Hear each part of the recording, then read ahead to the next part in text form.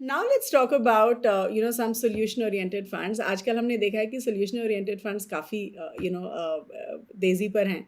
हमने देखा है कि जो चिल्ड्रन म्यूचुअल फंड्स हैं उन्होंने उसका जो एयूएम है इन फंड्स का वो 142% से बढ़ा है in the last 5 years and this is as per ICRA analytics. तो ये बताइए कि जिनके बच्चे हैं, जिनका फाइनेंशियल गोल चिल्ड्रंस एजुकेशन है, क्या उनको चिल्ड्रंस म्यूचुअल फंड में इन्वेस्ट करना चाहिए? Do you think it's a good option?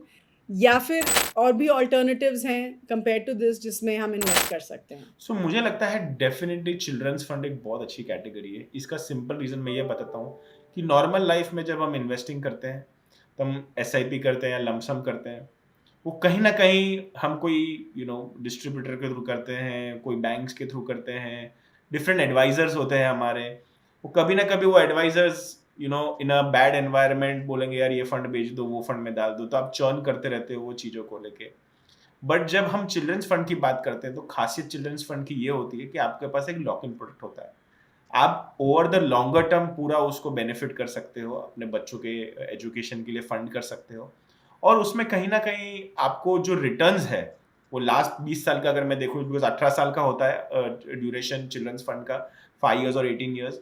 सो अगर 18 साल के मैं उम्र का देखता हूँ, आपने डे 1 पे स्टार्ट कर दिया जब आपका बच्चा बॉर्न हुआ है और अगर आपने 18 साल तक हुँ, उसको रखा है, तो कहीं न कहीं आपको जो फिक्स्ड डिपॉज़िट रेट है, उससे कहीं ज़्यादा रिटर्न्स आपको चिल्ड्रन फंड्स में मिलते हैं इक्विटी में इन्वेस्ट करके और उसका underlying product can be anything. उसका underlying product can be mid cap children fund, large cap children fund, anything.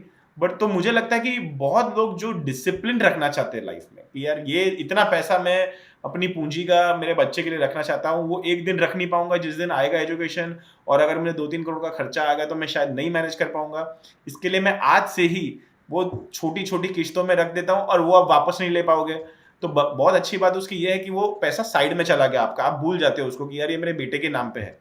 तो एक डिसिप्लिन तरीके से वो इन्वेस्टिंग होती है उसकी और उसमें आप रिटर्न नहीं कर पाते हो। हमने बहुत बार देखा है, लोग आते हैं सोच के 5 साल, 10 साल का इन्वेस्टमेंट होराइज़न बट समझो कोई बिज़नेस में कुछ कुछ इश्यू हो गए, कुछ लॉस हो गया, तो कहीं न कहीं उसको रिडीम कर देते हैं और वो चक्कर हुँ। में फिर वो एजुकेशन को इम्पैक्ट कर देता है बच्चों को। तो मुझे लगता है कि एक छोटा-सा एलोकेशन डेफिनिटली आप चिल्ड्रन्स फंड की तरफ कर सकते हैं।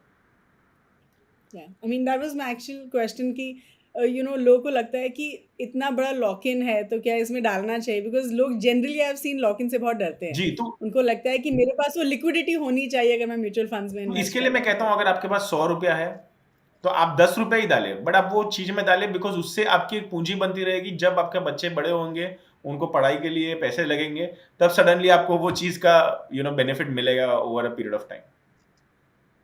Okay, okay. And generally children's fund में हमने ये भी देखा है कि हाइब्रिड फंड्स होते हैं to a large correct. Extent.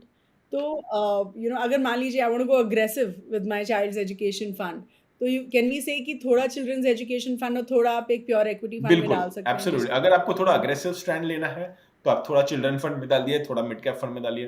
तो उसमें आपका हाई ग्रोथ और लो हाई रिटर्न और लो रिटर्न दोनों कैप्चर हो जाएगा, तो एक अच्छा बैलेंस रिटर्न मिलेगा आपको। Because most of the children fund जैसे आपने कहा हाइब्रिड है, तो एक लो रिस्क और सस्टेनेबल रिटर्न की तरफ वो फंड पोज़ीशन होता है। या बहुत ज़्यादा रिस्क नहीं ले सकते हो बिकॉज़ आप अल्टीमेटली चिल्ड्रंस के एजुकेशन के लिए वो पैसे जाते हैं। तो आप डिस्प्रोपोर्शनेट रिस्क नहीं ले सकते हो, 100% स्मॉल कैप नहीं कर सकते उसमें। तो कहीं न कहीं एक hybrid fund hmm. Is a right strategy. But अगर आपको रिटर्न की एक्सपेक्टेशन थोड़ी ज़्यादा है हाइब्रिड फंड से, तो डेफिनिटली आपको मेरे हिसाब से इसका कॉम्बिनेशन लेना बहुत ज़रूरी है। ओके।